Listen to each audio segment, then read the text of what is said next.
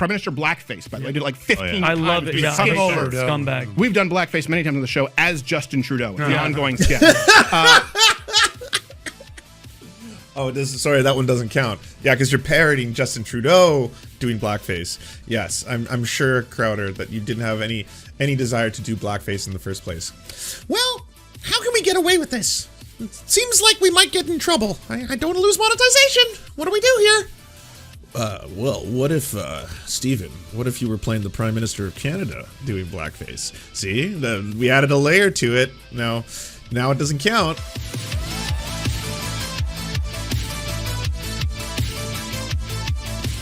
Weren't you looking for something from Crowder? Oh, yeah. Did that happen?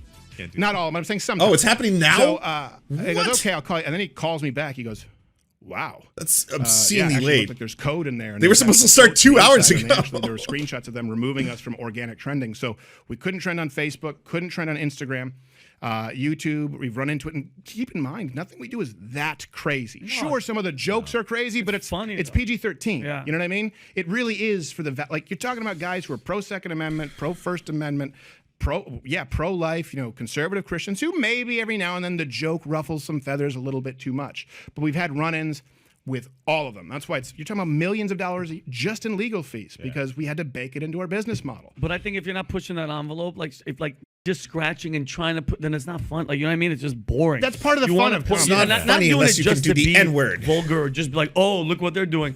I think that's the funniest all of ones are Crowder's like, humor. Oh shit, where it's funny and you make them think and you're like, oh shit, he's kind of right. Never, you know what I mean? Yeah. Okay, I'm sorry. No Crowder sketch ever makes someone think. It just reminds you of what they're trying to talk about immediately. Like, okay, what's the angle here? Oh, you hate trans people. What's the angle here? Oh, you hate gay people. What's the angle here? Oh, you hate trans people again. Oh, in this one you hate black people. Okay, yeah, here we go. See, what we're doing is poking fun at these things that are just so patently absurd, and we're like, this can't be real life, and so we'll just kind of lean into it. And they're like, well, yeah, it is real life, and so now you better you chill can't get out. any traffic to your website. Yeah, you're like, let me tell you what we just did, which is kind of interesting. We had we're recruiting comedians right now. So about 3 months ago, we made an ad for comedians to apply.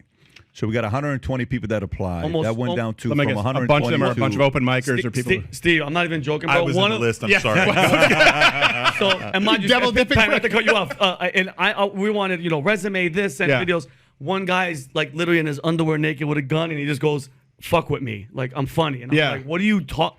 Like, so I got a bunch of crap, but we did get 120. Well, obviously, he got a 5-year contract. Wait, that didn't make it at the top. Yeah, but for different anyway, reasons. so these guys, it came and so that actually does sound funny to 50 to 11 people here this week, and they're trying out for a couple of days. That we're here creating. We're content. shooting sketches and. But by the way, these and are guys that's got not all stand-ups are great sketch and vice versa. They can't act exactly. So they're at our comedy club in our cigar lounge. So they're kind of working together and they're doing their own thing. Oh yeah, you'll see it here in a minute.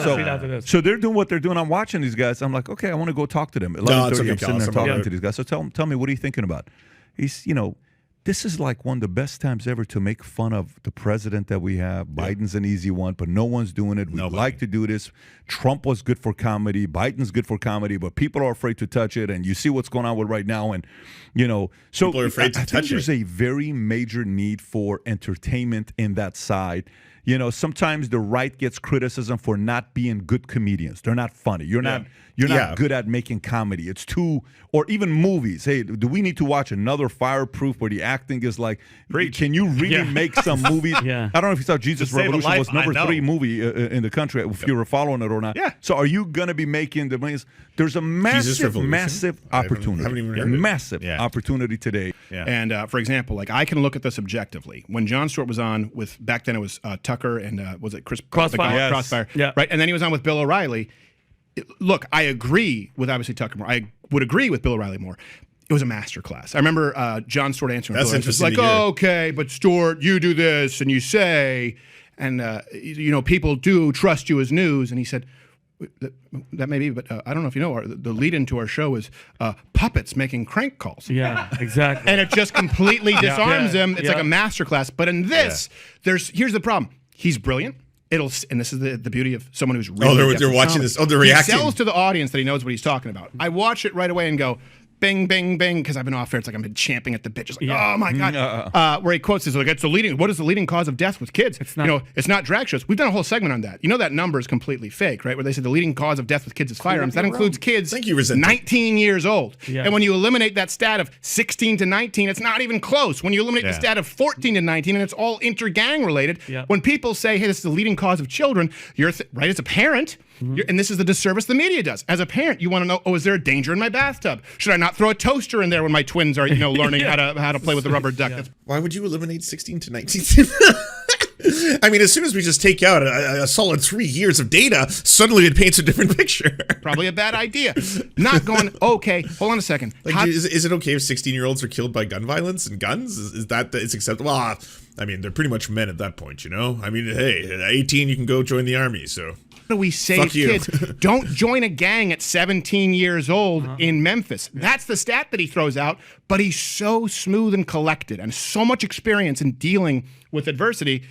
And I don't know how he edits it, to be fair. No, and I could see editing, though, Steve. I could see it cutting. It's really wild having Steven Crowder try to talk about, like, Jon Stewart like they're in the same league or even the same profession or something like that. Like, you're a YouTube bigot.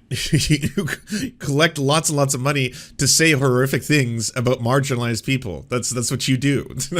That's your job. Because the guy wanted to speak. I don't know, who's the guy? He's a congressman in Oklahoma. Come on. This guy was. You're talking about this is a heavyweight versus a lightweight right here. Exactly. When I saw the answers, then he just kind of fumbled through his response. I was just like, gosh, there's like 5 things that you can say in response to this. Like, do you hate women, Jon Stewart? Because people use their gun to defend themselves over 1 million times a year, and most of those are probably going to be women that need to be able to have a... Yeah, and my response would be like, I actually don't want women to die from gun violence, and I think people who own guns should have licenses so that they know what they're doing with the guns, and there can be a system in place in which we can license people to have firearms, because they are devices that are primarily and exclusively used to kill things with. So if you need a license to drive a car, which can kill things, but that's not its primary concern. Cars are actually supposed to transport humans to other places, right? So if we have a thing that its very existence is to murder stuff, then yeah, people should probably have a license to own that thing, and we should probably keep those licenses up to date and maintained. And if someone happens to have had, let's just say, spousal abuse or history of spousal abuse, maybe what we could do to protect women, here's a system: you get people's spouses and exes to sign off on their gun licenses. That's how the system works in Canada. So you get interviewed. If it's like, hey, by the way, you were in a 2-year committed relationship with this person. Are they a danger to you or other people? The spouse has to say, no, they are not. And then they get their gun license, and then they get to go buy their guns. And then they get all the freedom, the same freedom. It's just there's a system in place to make sure that they don't get hurt. Force equalizer. Do you hate women? Why do you hate women? Right. Like, there's an easy way to say, this isn't as simple as you're making it seem. Yeah. I just had an argument. That's why we were slightly late with a Canadian at the hotel pool. I was like, Joe, like, this is, you've met me off air. He's like, hey, we're going to be late. Like, people say, what is it? Like, I'm this way. I'm a little more quiet sometimes off air because I just kind of get tired. A Difficult Truth. Thank you for the rating party of 10. Welcome in, Raiders. Can everyone go to twitch.tv/difficult-truth? Up with the Canadian. But I was at the Canadian. He was sitting there talking. He was bitching about all these stops that he had to make and checkpoints where they would stop you on the road because he was going out to Moncton and or maybe he was going to somewhere. I don't know if he was going to PEI or Moncton, New Brunswick. And he was talking about this. I'm thinking, oh, this is a guy who gets it, right? Like Johnny Boy, who's out there, a friend of mine I've known him since I was 12 in Canada. And then all of a sudden I realized he starts talking about Parkland and how America hasn't done anything. And I said, well, hold on a second. What should they do?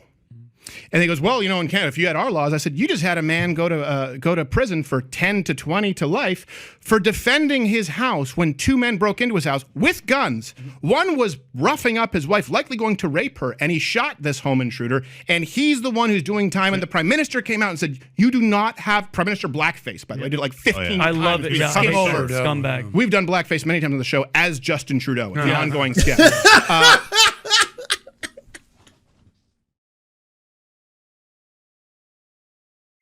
Oh, sorry, that one doesn't count. Yeah, because you're parodying Justin Trudeau doing blackface. Yes, I'm sure, Crowder, that you didn't have any desire to do blackface in the first place. Well, how can we get away with this? It seems like we might get in trouble. I don't want to lose monetization. What do we do here? Well, what if, Stephen, what if you were playing the Prime Minister of Canada doing blackface? See, we added a layer to it. Now it doesn't count. And he said, I don't know about that. I said, yes, you know about that. Your prime minister said you don't have the right. You do not have the right to defend yourself with a firearm. That, to me, like Gandhi said, is a far greater act of evil in robbing a nation of arms. I said, by the way, you also don't have freedom of speech in Canada. I went through my friend Mike Ward, who had to go all the way up to a Supreme Court for a joke and a human rights tribunal. It is a subjugated, conquered people in Canada, and they don't even know it. And that's the rest of the world outside of the United States. And they don't even know. They just accept it wholesale. So anyways, well, your question, I wanted to hear what you had to say about Jon Stewart. But I think he's brilliant, but I don't like what he did here was dishonest. Yeah. And but very clever. But here's the part, though. I mean, okay, say John's Booker team. I hate to be the one to break it to you, Stephen, but this doesn't look like Justin Trudeau. I don't think this is a Justin Trudeau sketch. Not sure this is it seems to be a parody of a Stephen King, both novel and later film adaptation that you did this blackface sketch for. But this is not, again, the Prime Minister of Canada. So don't know if that cover you through there works out quite the way you wanted it to. Let's go to who John's bookers are. Booker, that they booked. Yeah. Guests. People have hooves. You mean to tell me you didn't have 90 other people to get on there that are bigger heavyweights than bringing him on? Of course they do. I don't understand. Well, you know, like, I've you had mean to run-ins- tell me you couldn't have brought in a Ben? You couldn't have brought in how many President of the That's by NRA. design. How many? That's by design. Well, but that, to me, that because let me tell you, I watched it. It's got 11-something million views. Can you? How many views has the show? 11.2. No, I'm sorry. It's now at 12.5 million views. What is the number you see there? Do you see a number? That's just Twitter. No, that's not the right number. It's got 11.5 million views. Yeah. This thing crushed it. It went viral. There's no question about it. With a tailwind, by the way, from YouTube and Big Tech. Crush. Yeah. But if you watched it, he handled himself so well. He says, so more guns equals more safety, right? Then why is the number going up? Well, you can't really. And the guy tried to make the argument of, he was not a good debater to represent this argument. He leaned in and he goes, when will it be? When? Yeah, exactly. Right? But nobody was there. $1 billion guns. Well, exactly. It's like how many? It's like nobody was prepared to counter and say, well, actually, the stats that you're quoting aren't accurate. We've talked about that, right? Yeah. The take out suicides, take out gang violence, and you're looking at very low numbers, relatively speaking. Yeah. He wasn't ready with any of that stuff, and of course, this guy was picked. Well, he's a paper tiger. You know, I had to run in. So one of my, who, by the way, I'm still friends with, a manager had to drop me back then. I don't want to say his name because unfortunately he has to be in the closet. But he was the guy who he was conservative, and he had Jon Stewart's people reach out to him and say, do you have anyone else out there like this Stephen Crowder? But we don't do conservative pundits. But do you have someone like him? In other words, they were saying, we like that he's young, because they'd see me from comedy and maybe a reel was sent. They said, we like all these things, but we don't do conservatives. So if you have anyone like him who doesn't believe as he believes, we'd love to have them. Wow. And then when I released that, that was like a long time ago, like talked about it. Of course, they called my manager. I just talked about it. They called my manager like, this guy can't be talking about what we're doing behind the scenes. You know, we're never going to have any of your clients again. Whatever. And I just remember kind of speaking about it off the cuff, but that happened. Like, they keep people away by design. Stephen, what's the difference to you between Jon Stewart and Bill Maher? Ooh, not much. And here's the thing. Bill Maher now, I think, is going to, I don't know, and I would always say I never question motivation, but, you know, I did go through a pre-screen with Bill Maher's person. And I'm not saying that, you know, I would be the smartest person on the panel. Far from it. But certainly if you look at some of the people who were on there, like, I definitely would hold my own. And I remember the pre-screen process with Bill Maher. She said, what do you want to talk about? And I was like, because I'm thinking Bill Maher's, you know, a comedian, you know, by that he often like throws up his hands, like, okay, and like it's like laugh. But I remember saying like, well, I did just read the hashtag Oscars so white and just go to see the new live action Beauty and the Beast film where in 1740s France I saw Mary J. Blige be royalty fold into a bookcase. So I don't know at what point we start saying, hey, you know, we're giving some roles that don't even make sense. Yeah. She goes, so with everything's going on, you want to talk about Disney? I said, no. I think when you're talking about Oscars so white and in 1740 slavery, right, when in that era they would have been slaves, now making black, which of course, by the way, just to be clear, slavery bad, okay, all right? Yeah. Why do you have to do that? Why do you have to add that? Why, like, it does that not tell you something about both you and the audience that you've cultivated, that you have to add things at the end of your sentences? Like, he's done that for other things too. He's been like, and just to be clear, the Hitler was bad, Nazis bad, okay? Just to be clear. And it's like, I think it's kind of telling that you've been pushing so much fucking far right shit for so long. In the name of comedy, lol, it's just a sketch, lol. Black people are lazy, keck, lol, it's just a sketch. It's not at all going to appeal to a certain demographic that are white supremacists to fucking get these kind of jokes out there, lol, keck. Yeah, now you got a preface. One quick thing. This video isn't over, by the way. There's tons more juicy content coming right up. I just want to quickly tell you about Mind Explosions. It's a new channel we launched that features viral-style videos loaded with incredible facts about animals and other cute stuff, with agitprop peppered randomly in the middle of it, so they're seasoned to perfection. Please, go to youtube.com/@mindexplosions and subscribe and share the videos. It really helps out the project and helps spread the messaging like a glorious butter over the bread of life. That's youtube.com/@mindexplosions, and prepare your mind for the mind explosions. Slavery bad, not supporting, bad. but I was Very, thinking it's very, very hilarious that at that point in time, it's so historically inaccurate. You're creating roles for black actors at that point that would never even be possible. And she said, well, what do you think about Russia? Russiagate. Oh. And I said, what do you mean? She said, what? I said, what was there? And I said this, and I said, is there something new?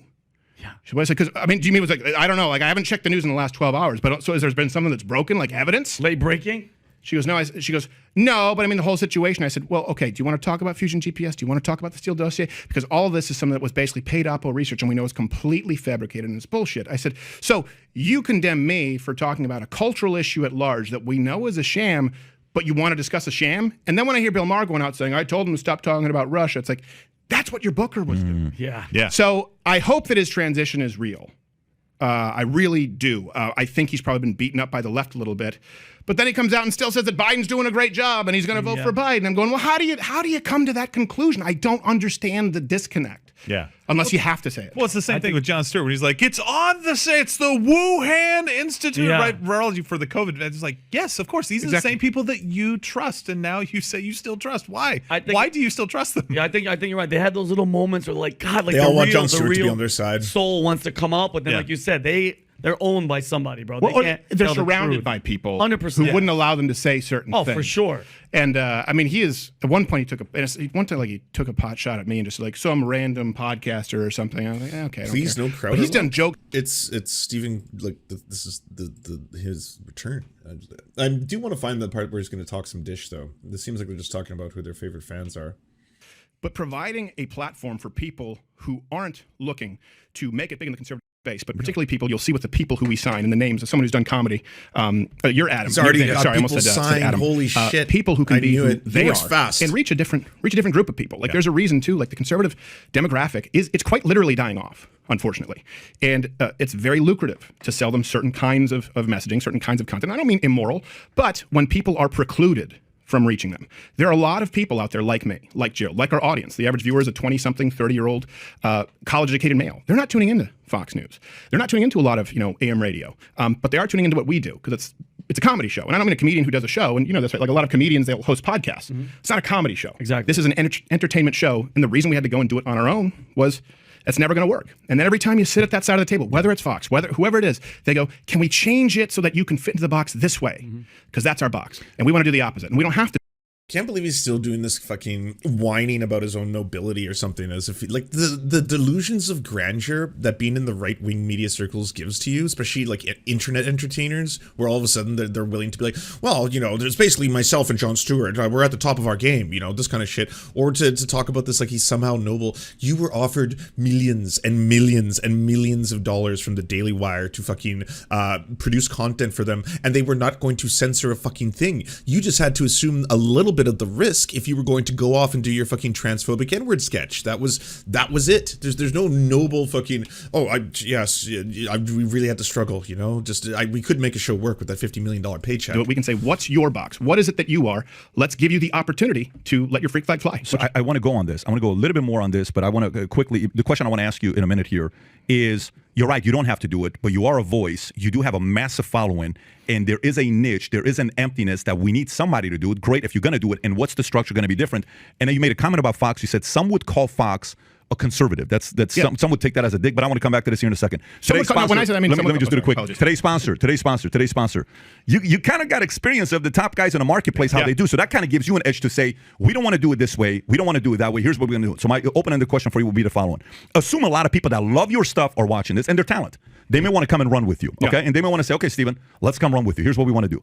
What are some things a talent is going to get from teaming up with you that they may not get at other places? Well, here's the deal. It's and he's obviously so Gerald is I've had CEO. several conversations like this recently. Yes, with you need talent. to be closer to the microphone. Right. Yeah, no. Get in there like it's lean in. Yeah. But I will say this, having experience with stand-up, it's a perfect example. When you're doing stand-up, right? When you start out, you're starting doing whatever it was. Like when I was, you're middling, doing. Sorry, when you're on the road, you're being paid. You're getting a few $100s to middle to feature, and then if you're a headliner, you might get $1,500 for the whole weekend, and then you reach a certain point where you're doing these venues. They give you a minimum guarantee.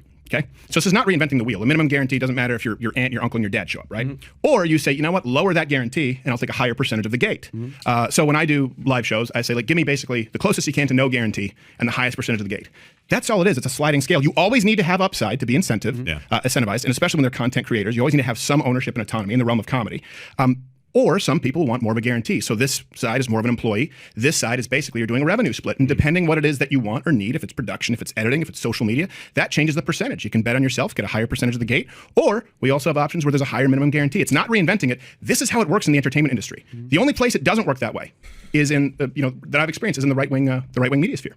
Okay, so I'm gonna stop now because I don't think he's actually teaching or going to say anything new. It's the same shit. He's still doing this whole preacher tour where it's like, I just had to take a stand. Someone had to do this, and I didn't want to be exploited. And they were in the pockets of big tech, big right, big tech. They had clauses and they made us sign contracts if they were going to give us millions of dollars to make our show, and then they were going to have rights to the show. What the fuck? How does that work? You give me money and I get everything I want. But he's just making his own empire. It's like he's not being very secretive about it. He's trying to recruit. He's trying to get a whole bunch of people that he can exploit. By the way, any up and coming comic, if you gave them a shot, like something similar to I get to work with one of the top right wing comedians in the game, then obviously they're going to be like, oh yeah, sure, I'll sign whatever you want. Yeah, no, you own the rights to everything in perpetuity forever, whatever. I need this. This is my break. Okay, I don't want to keep having to serve wait tables at night and work in a bar and then have to do these comedy things on the side. I will do whatever the fuck you want, Steven Crowder. Give me a shot. You only get one shot. This opportunity comes once in a lifetime. Do you enjoy the Serfs but prefer not to have to use your eyeballs? Many are saying this. Well, we've got the solution for you. It's the Serf Times in podcast form. Available on most major podcasting networks now. If you enjoy it, please consider leaving a good review and feedback because it really helps the show out, apparently, and it's free, just like the podcast. To our gods, Xander Corvus and Peyton L. Juste, we shall spend many a generations building mighty cathedrals in your honor. To our monarch, Tom Spiker, we are but your oafish jesters, here to offer you a laugh at any opportunity. To our brave knights of the Round Table, Rachel K., Izzy Solidarity, Victoria Bell, Sebastian Demmel, Mark Harmon, Benji Arney, Scary Earth Human, Tony, DM Rivera, Resident Scarecrow, Sir Nickus, Cheryl Alvarez, Ruby Kelly, Brandon, Words Greenwood, Everything Important, Hegbert Celine, Matthew Scarborough, Stellar Vision, Ariane McCarthy, Doug Cady, Daniel Sutton, Jenna Tao, Dark Puppy, Quiet One 85, Anna Loves Riley, Omni, Riley and Anna, Poodlehawk, Multimondi, Trevbot EXE, Brian Ephraim, Anthropofojak, Catherine, Ramon Acosta, Nkosin, Ralph Parler, Violent Orchard, Political Puppy, La Media Panza, Todd Buckingham, and Todd La Jeunesse. We salute our valiant heroes off to fight injustice everywhere.